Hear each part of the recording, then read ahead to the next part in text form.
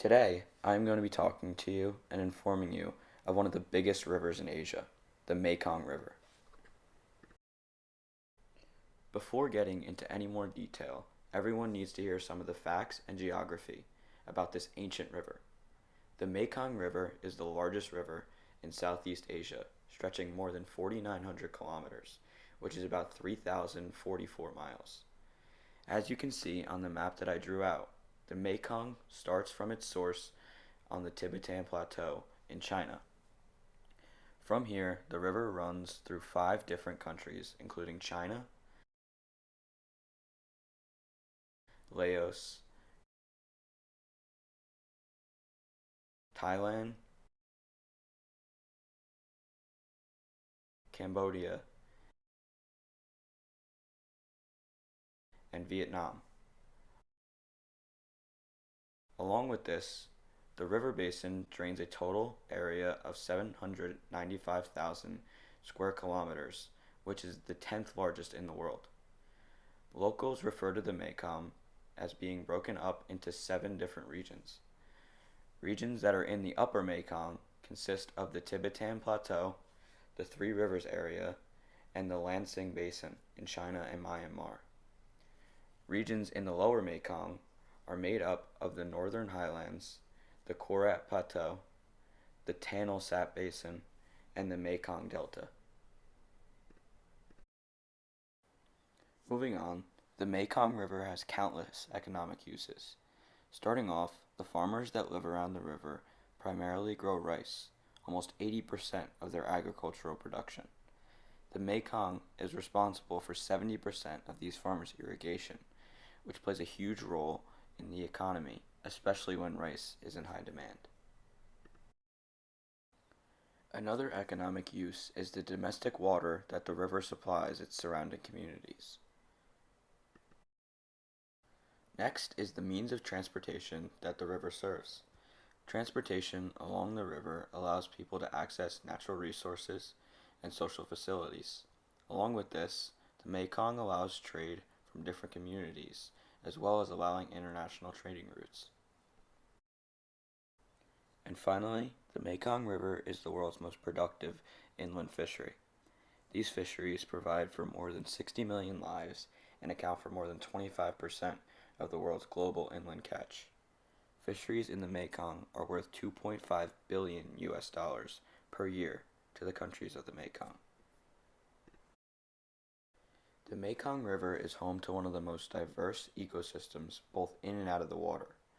Starting with the biology around the river, the Mekong has more than 20,000 species of plants, 12,000 species of birds, 800 species of reptiles and amphibians, and 430 species of mammals. Some of the most famous mammal species include the indigenous tiger, the Asian elephant, and the rare color-changing frog. In the Mekong River itself, it is home to more than 1,300 species of fish. Some of the most popular fish found are giant freshwater stingray, Mekong giant catfish, and giant pangasius, which is often described as a shark and a catfish combined. And yes, speaking on behalf of their names, the Mekong is home to some of the largest fish of their species. Along with this, there are some amazing species that are endangered. Some of these include the Irrawaddy dolphin, the giant ibis, and the Siamese crocodile. The main religion that is practiced along the Mekong River is Buddhism. People of this practice consider the Mekong a sacred place in their lives because the origin of their civilization is known to be as old as the river itself. Because of this, Buddhism and the Mekong have a close relationship because the river has played an important role in the way of life from people of various communities.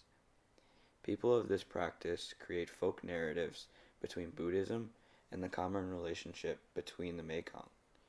Joel P. Brereton explains that, in quotes, according to the folk belief, there is a sacred area, a ritual space, which includes a frontier or boundary and can be separated from the common area, end quotes. This sacred area is known in the Buddhist sense as a mean of access between the human world and the divine world. While the Mekong River is developing new ways of assisting countries, there are many different political issues that are prevalent within the river. Starting off with the construction of dams. Dams have been constructed since 1994 in the Mekong and have put a huge halt in economic development. These dams are taking both massive water and land resources. Despite these concerns, governments have not launched any serious measures to reduce the risk of these dams growing in size and number. Another large political issue concerns the population around the river. With governments not regulating the populations near the Mekong, resources from the river are becoming more and more demanding, which can also ultimately catch up to the river and become an even larger issue. Along the Mekong River, there are many different types of boats operating. For trading from community to community, the natives use small boats that are slow and made to transport goods and people from one community to the next. Over the past years, as the Mekong has become a hub for international trade, there are larger commercial vessels that operate through some parts of the Mekong. Finally, there are ferries that are only meant for transporting people from point A to point B. Like many other rivers in the world, the Mekong River means more than environmental and economic stability.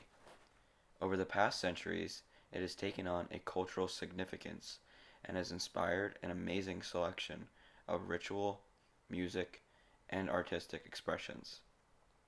Many of the songs made by these people are written about the river itself. For example, the song Tang Sulanga takes its name from a high peak on the eastern Tibet, where the Mekong starts. Along the Mekong, most songs are played from instruments constructed out of bamboo. One of the most popular ones is the blowing tube, which is shown in this picture. People along the Mekong also use instruments that are made out of other materials. One of the most popular is the reed mouth organ, which is shown in the picture.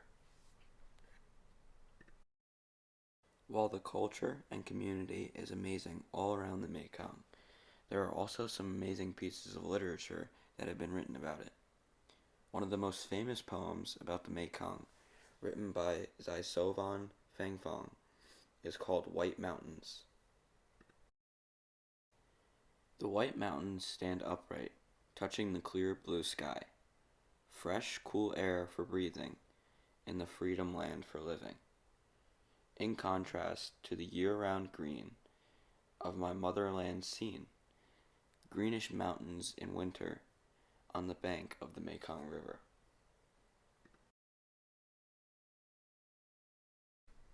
This poem was written to show people just how beautiful the river and the scenery around it is.